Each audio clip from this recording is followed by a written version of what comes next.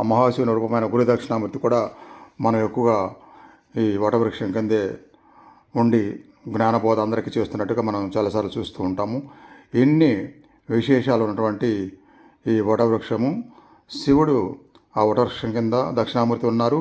మీరు కూడా ఆ వృక్షం కింద ఉండి ఈ పాట వింటూ తర్వాత ధ్యానంలో లయమయ్యే విధంగా మనసు కేంద్రీకరించి పూర్తిగా లయమయ్యి దానివల్ల వచ్చే ఫలితాన్ని మీరు తప్పకుండా పొందుతారు.